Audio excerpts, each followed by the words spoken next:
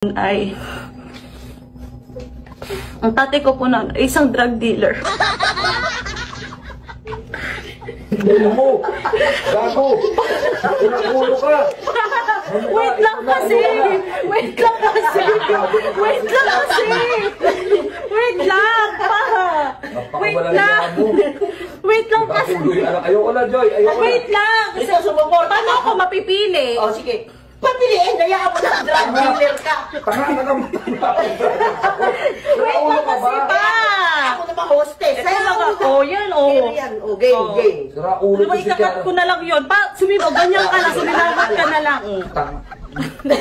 Ayoko na. Ikaw ka dito, Kalil. Wala kami ng drama. Magandang gabi po. Ako po si Christine Joyce Evangelista. Second year college na po ako sa Pinmaaral University. Kasalukuyang nag-aaral po ako ng BS in Criminology. And humingi po ako ng scholarship at sana po matanggap niyo po ako. Deserve ko po mabigyan ng scholarship dahil sobrang hirap po ng buhay namin. Wala na po kaming makain. Sa totoo lang po si nanay po, nagbebenta po siya ng bakal bote. Kahit hindi po siya nakakapagsalita.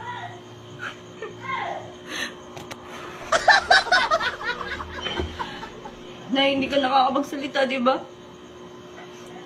Sabihin mo sa kanila, bigyan niya ako ng scholarship. Nanay, hindi ka nakakapagsalita dapat. Kasi nga, pipi ka. Kakat ko na lang.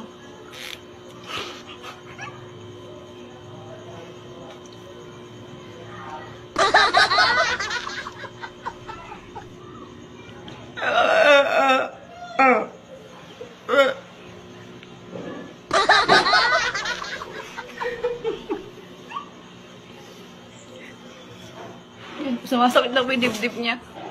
Sana po talaga mabigyan niyo kami ng scholarship. Maraming salamat po in advance pagka po nakuha niyo ko. Nay, mag-thank you po.